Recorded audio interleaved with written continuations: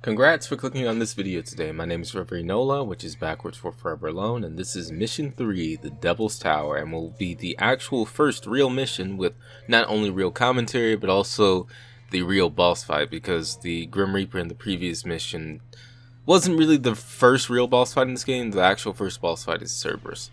And I'll be using the same weapons as well as style in this mission, that being Navon, Beowulf, and Royal Guard, as well as, Ebony and Ivory, as well as Spiral.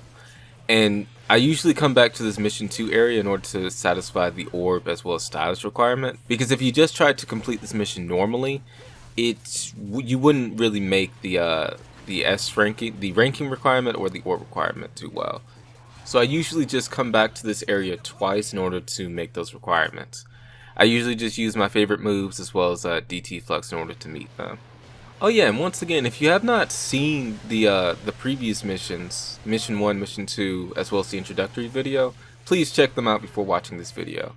And if you have checked them out, you probably would have noticed that they probably don't make as much engagement or views or likes as my other videos, like the Sonic the Hedgehog, Kingdom Hearts, or Megami Tensei videos. That's because my viewers and subscribers actually don't really like Devil May Cry content too much.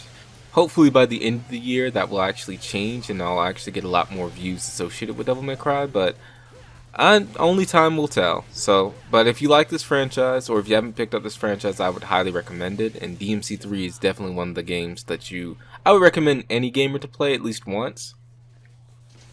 And DMC3 specifically amongst the fan base is arguably one of the better, or at least it's either the best or it's one of the best Devil May Cry games in the franchise. It's either this or it's DMC5. Basically, DMC3 or DMC5 are roughly on the same tier, being great Devil May Cry games. To me personally, I could never pick between the two. It's usually like on Mondays I would prefer DMC3 and on Fridays I would prefer DMC5.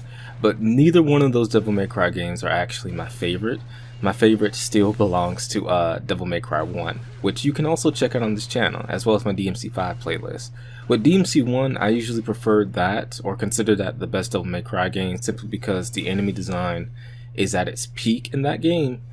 Not to say that DMC3's enemy design specifically is bad, it's just like a roller coaster. Like DMC5 has better enemy design than 3, but 1 has better enemy design than both. Like DMC3's enemy design is again like a roller coaster. Like there are some very good highs or good or great boss designs, like any of the Virgil boss fights, Agni and Rudra, Beowulf, Navon, and even in my opinion Lady's boss fight. But then there are some boss fights in the game that are like really bad or really mid or shit, like the Gigapede boss fight, or Doppelganger, or God forbid the Arkham boss fights, or any of the Jester boss fights. It really brings down my level of enjoyment for the game, and it's not even just the bosses either. There are also some really shit enemies once you start playing on very hard mode or Dante Must Die mode, like the Enigmas, the Blood Gargoyles, the Soul Eaters when combined with other enemies in the room. Like most of those enemy designs don't really feel great or really take advantage of what's going on in DMC3. But that's my hot take about this game. Anywho, for this mission or this room, I would recommend saving some DT, or at least that's the strategy I was using, because for the upcoming boss fight with Cerberus, I usually use Agni and Rudra and Quicksilver, so I usually only use DT Flux once in this room, and then after I get that fill, I just stop using any form of DT fulfilling moves, or DT Flux in general. Anyway, now that I am done talking negatively about this game's enemy design, I can now talk about some of its positives.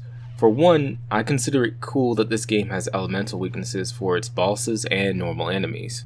DMC1 had some elements similar to that, like Alistair not working on plasmas, or Nightmare not working on the boss Nightmare, or even Ifrit working really well on the Frost Demons. But it was never on the same level as DMC3, since most of the enemies as well as bosses have an element that they are weak against. Like for this upcoming boss, Cerberus, it's Agni and Rudra, since Agni is fire and Cerberus is ice. So what I usually do is that I use the guns, I use Ebony and Ivory to get rid of the ice shield, and then once most of the ice is gone, I usually go up there and use Quicksilver, and then I just slash away at the head. And then once he falls down, I get rid of Quicksilver, and then I just start attacking normally. And then once he stands up again, that's when I use Quicksilver again. So yeah, just keep using this strategy. I kind of mess up a bit because usually I can just kill him in one go. It doesn't work too well on harder difficulties, or rather you can use it on harder difficulties, but it probably won't be. You'd have to be a lot more efficient with this. Which again, just to remind you guys, I am not godlike at this game, nor do I ever claim to be. I do make mistakes, as I've already gotten hit for this mission, but hey, I kept the mistakes in because we're all human, right? Mistakes help us grow and remind us that we still have a lot more to learn, I say as a method of coping for this mission. See, like right now I already messed up. I usually finish them again in one go, but here it was just like, I should have had more DT before I went to this fight. But yeah, as you can see, it wasn't too much of an issue as I was still able to get rid of the boss. But yeah, that's the end of the mission. This is mission 3 with a double S rank. If you have any questions, concerns, or tips, or want to know how I'm playing this game, don't be afraid to look back at the introductory video. And be sure to like, subscribe, and comment. And even comment what exactly is your favorite enemy design in this franchise. Or even if the enemy design in DMC3 affects your enjoyment for this game. Anywho, that will be it for this video. Ciao.